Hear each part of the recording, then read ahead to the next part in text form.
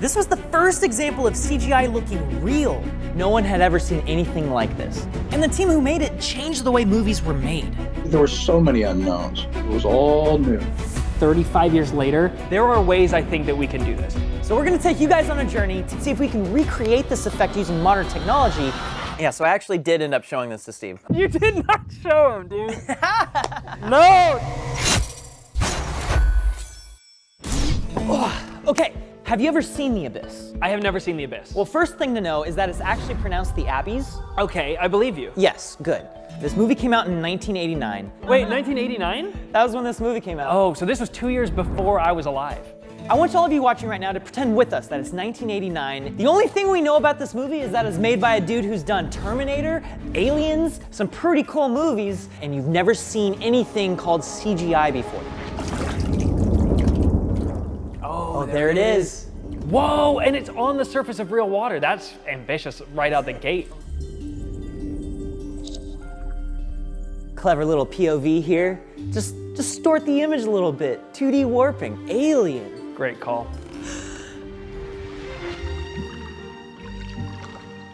Oh, there it is. Wow, dude, it looks great. The rendering of that is actually pretty sweet. We're actually seeing some diffraction through the water. It surely isn't really refracting. Well, I don't even know what was possible back then. Then it does this. It forms the face. Wow. It's actually forming her face, and it forms Ed Harris's face too. Yeah. It's the only way to test it. You gotta drink its insides.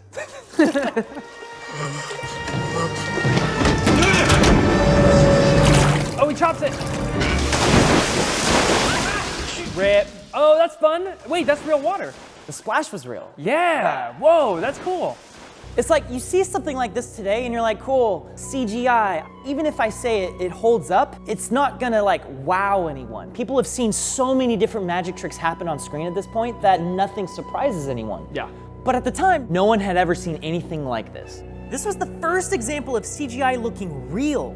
And the team who made it didn't even have access to the internet because the World Wide Web was not even a thing yet. Dude, how am I supposed to find answers on forums, Wren, when I have problems making this? These guys didn't have anybody. No one existed that they could look back and go, oh, this is feasible. They were the first ones there. There are ways I think that we can do this. Today? Today, definitely. Oh, for sure. I think with the tools we have today, 35 years later, I could probably recreate this effect in a pretty short amount of time. But in order to do that, I'd have to understand what exactly went into making the original. I can help you with that. I want to look through the history of this shot to figure out how this was even possible. And in doing so, it'll help Jordan make his own recreation. So get ready, pop your corn. Pop that corn! Pop it! The only thing left to do is dive deep into the history of the Abyss.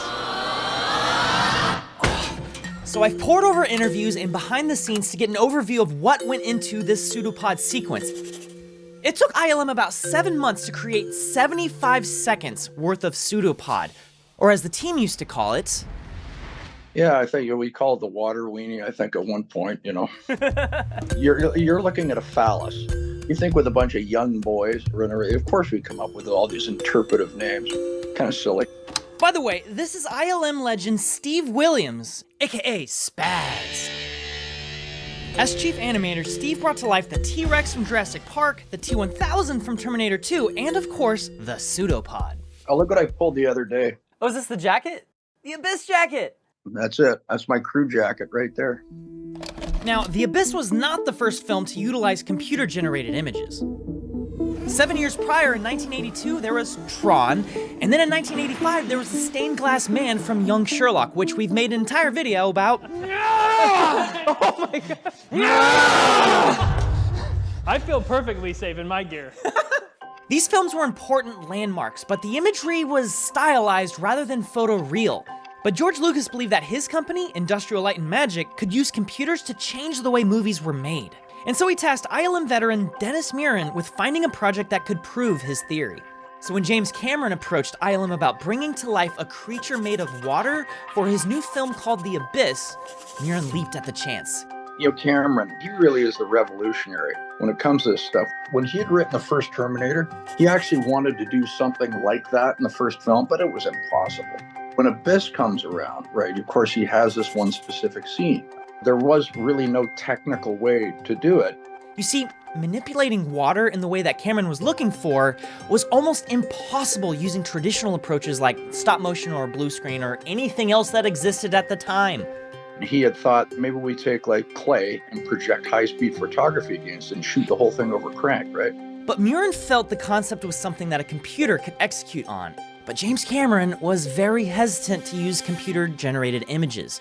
I mean, imagine, the guy who made Avatar was afraid of CGI. But at the time, that's because he didn't know anything about the technology. No one did. To him, it was a black box. So he told Murin, you know what? I'll come by ILM to see what all this CGI stuff is all about. Murin then tasked CG artist Jay Riddle to come up with the first tests. He had 1 day.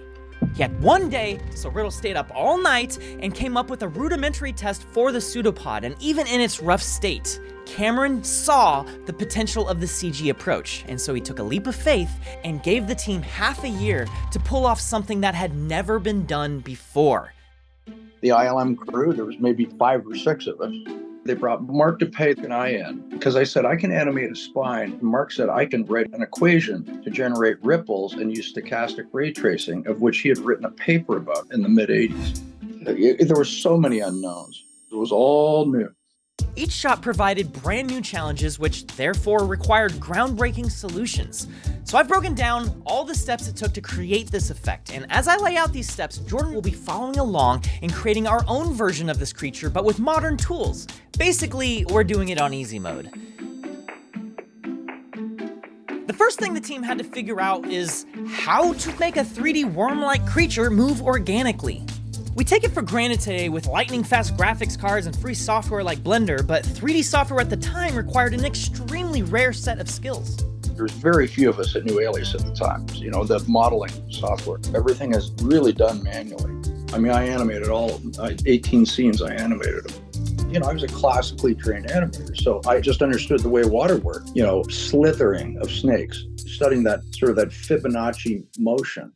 So we came up with this way to animate a spine, and then I would animate concentric, flat, orthogonal circles that would go along the control vertices of the actual spine. And then Mark wrote an algorithm that would, what we call sock the entire thing, create one piece of data, like a big tube. And with that, Steve gave the Water Weenie its first breath of life. But with tools we have today, you don't have to be a highly trained animator to make something that moves organically. How would we build a water worm today? Thank God I don't have to code anything from the ground up. I can take Steve and Mark's overall process and reverse engineer it with nodes inside of Houdini. So we just need to think, what are the nodes that we can use in conjunction with one another to create a water weenie that will satisfy the masses? And the first step is to create an organic shape. We need something undulating, something nice and wet. Now that we have this line drawn, we need some width to the actual worm itself, and we need to be able to control that, right?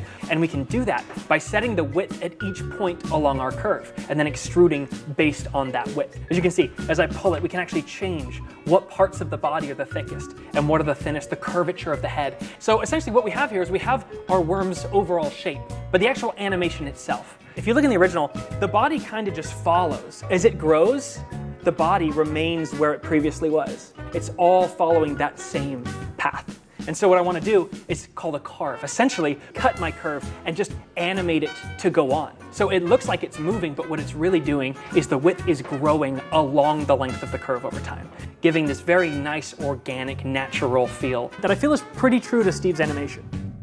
Now, this mesh alone looks just like a big balloon animal, and to have the properties of water, it needs to ripple. This was, of course, no simple task in the late 80s, because it required custom software written by Mark DePay to procedurally generate large and small waves across the entire surface of this mesh. We laid points on the actual high-resolution data. And then we create these sine wave waves over the surface, and they'd all collide with one another to create that rippling effect, which is all done in code at that point, because you cannot display any of this stuff. That was a precursor to what we had done with polymimetic alloy in Terminator 2. Side note, we made a whole video about that. These ripples are something that, today, you don't need to be a coder to achieve. So, ripples. Clearly a challenge back then, but today it is so much simpler because at the end of the day, all we want to do is apply noise to the body of this worm. Basically, randomness, right? There's randomness all around us in nature, especially in water. We start with a very smooth shape and we add noise to the body and then animate that noise moving down the body to give the illusion of ripples without actually having to do any sort of simulation or anything too computationally intense. It's an easy hack to implement today, but achieves a similar effect to the original ripples. Now, it would have been easy for James Cameron to stop here, but of course, he always pushes the visual concept beyond your expectations. When the pseudopod approaches the two main characters, their faces emerge from its watery form. To achieve this, ILM used a proprietary laser scanning apparatus developed by Cyberware Laboratories in order to capture the expressions of the two actors, Ed Harris and Mary Mastrantonio. I'm so sorry. Her name takes up the entire line. In order to capture the expressions of the two actors, Ed Harris and Mary Mastrantonio, as 3D geometry. Then, using the different 3D faces as sort of like keyframes, a program was developed to morph the points on one face to the position of the points on the other face. So these interpolated frames created the illusion of the face actually moving. It's pretty clever. So for the movie, they used these expensive laser scanners to actually scan in the actors' faces, but these days we just got these apps on our phones like Polycam, incredible for what we're gonna do here. So I'm literally just gonna take a bunch of pictures, then the app is gonna do all the work for me, and at the end of it we'll have 3D versions of my head and Jordan's head. Whatever expression we make is gonna get baked into that scan, and that's what the Water Weenie is gonna look like. This is big time, you know? How do I want my Water Weenie to look on camera? As good as possible. You know, I'm gonna do a face that you'd want to approach. Now that we have our Polycam scan, all we gotta do is import it and slap it on the end of our tube. We can blend from anything to anything. We have total freedom. Look, we can blend from Wren's face to my face. Look at that, those two scans just blending perfectly from one to another. Super, super simple. I mean, shoot, if we want to get really crazy, we can do anything we want. We're free. What's the first thing I do with my freedom? Pig. One little slider. That's all it takes. I mean, you have total flexibility here. You can blend from one person's face to another or one person's face to a pig. Everyone's dream come true. Okay, so we have the pseudopod ready to place into the footage, but now we have to make it look like it actually belongs there. You see, water both refracts light and reflects it as well. Of course, you can see my hand through the water, but it's all distorted, and even when I put it inside the light, you can kind of see the caustics up on the wall from the light bending through the water. But another thing is that it's actually reflecting off of the surface of water as well.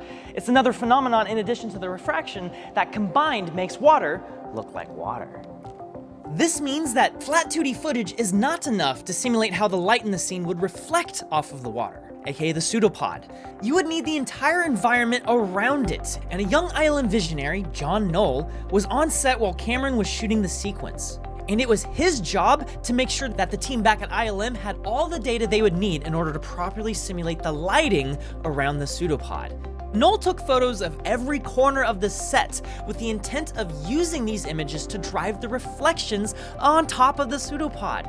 This was a challenge because only parts of the set were lit for any given take. This meant that he had to take all of these separate photos and merge them together digitally, which wasn't really a thing anyone could do at the time, but fortunately, he and his brother had been working on a program that could do just that. It was a little side hustle they had called Photoshop? You know? Anyway, with the photos merged together, this seamless image was then pasted onto the inside of a cube, something called a cube map. This is really cool because it allows a reflective character like the pseudopod to be put inside of the cube so that it is reflecting the photos of the set at the correct angle. With all of this data meticulously recorded, the pseudopod can now not only reflect light, but transmit light as well.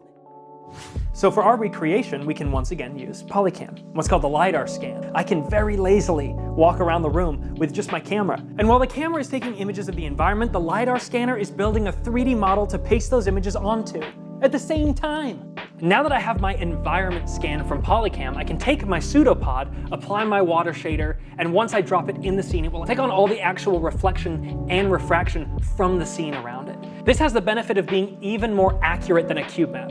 because a cube map does not take into account the distance of the object from the environment itself, but a 3D scan does. It allows us to place our object in a full recreation of the scene in 3D space, giving us nearly a 1-to-1 of how light would really transfer through that object in the real world. So all that's left to do is place the creature into the footage, and for us, that's easy. Just render it out, which takes maybe an hour, and then slap it onto your footage. But for the original shots, were it so easy?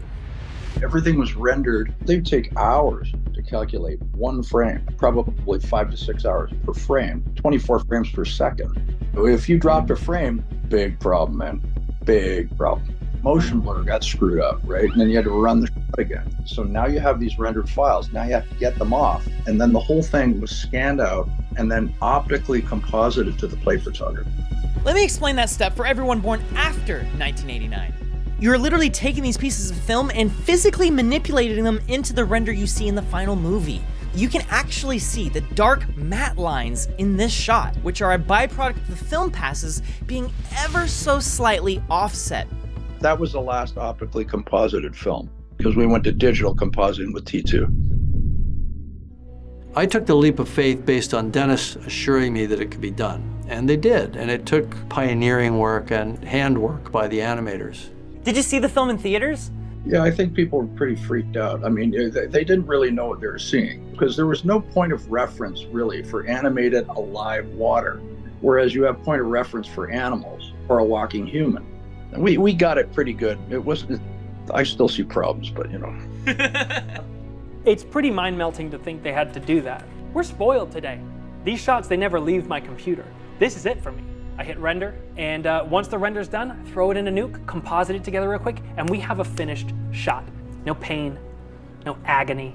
I'm really grateful that we have the tools we have today.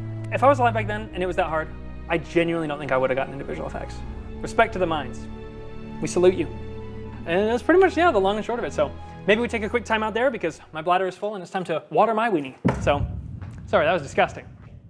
Oh! Should have taped that down. Okay.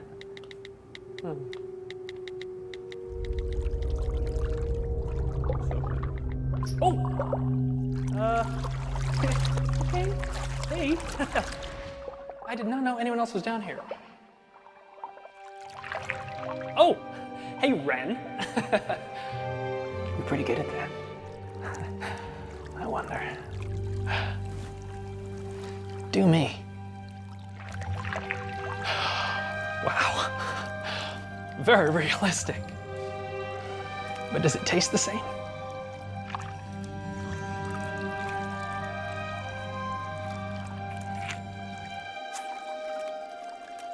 Ugh! Oh, it's disgusting.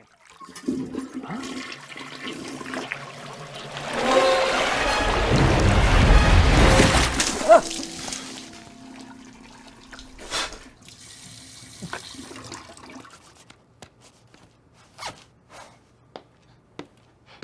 Number 1 or number 2? You don't want to know.